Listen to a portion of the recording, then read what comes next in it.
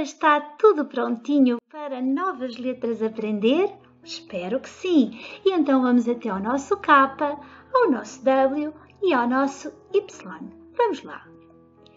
Ora, estas nossas três letrinhas K, W e Y nem sempre fizeram parte do nosso alfabeto ou abecedário, mas era possível encontrar, por exemplo, no alfabeto que incluía línguas como a língua inglesa. Sempre que os meninos ingressavam o seu conhecimento num cursinho de inglês, ficavam surpreendidos por o alfabeto ter lá presente mais estas três letrinhas. A partir do acordo ortográfico, nós passamos a inserir, ou seja, a ter no nosso alfabeto estas três letras e em vez de 23 letras, passamos a ter 26.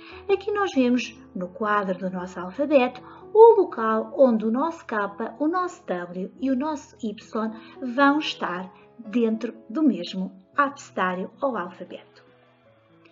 Como todas as letrinhas, o nosso K vai ter a sua forma de imprensa e a sua forma manuscrita. A sua forma manuscrita lembra primeiramente como que lê a sua forma manuscrita minúscula, seguida de um rezinho lá dentro. Ou seja, o nosso K que tem o som Q, minúsculo manuscrito. Se formos para o nosso K maiúsculo manuscrito, ele lembrará como que um I de um lado e a outra parte do outro lado. Sempre sobre a linha o nosso K que tem o som Q. Se nós formos para o nosso W, e atenção que o W pode chamar W ou W, porque quer na sua forma de imprensa, quer na forma manuscrita, ele vai parecer ter lá dentro 2 vezes. Daí chamar-se também W ou W. O nosso W ou W tem o som V ou o som U, dependendo das palavras. Já iremos ver. Aqui temos as suas representações manuscritas. O nosso Y, ou também chamado de Y, é feito da sua forma manuscrita desta forma enquanto minúsculo, sendo que a sua forma manuscrita maiúscula é feita assim, com as suas barriguinhas debaixo da linha, como acontece com o G. O nosso Y tem sempre o som de I. Em que palavras usamos estas letras? Estas letrinhas, apesar de fazerem parte do nosso alfabeto, não surgem em muitas palavras da nossa língua, mas é possível encontrá-las e usá-las muitas vezes. Vamos ver como? Ora, em nomes próprios, ou seja, nomes de pessoas, como por exemplo a palavra Karen, o grande maestro Wagner, aqui o nosso W ter o som de V, como a pessoa tinha dito anteriormente, em apelidos como Taylor, ou seja, também nomes próprios também com países como Kuwait, ou, esta também aqui com o K e com o W, ou Malawi, também o nome de um país. Portanto, nomes próprios, continuamos e usamos estas três letrinhas para escrever, se elas já forem assim escritos.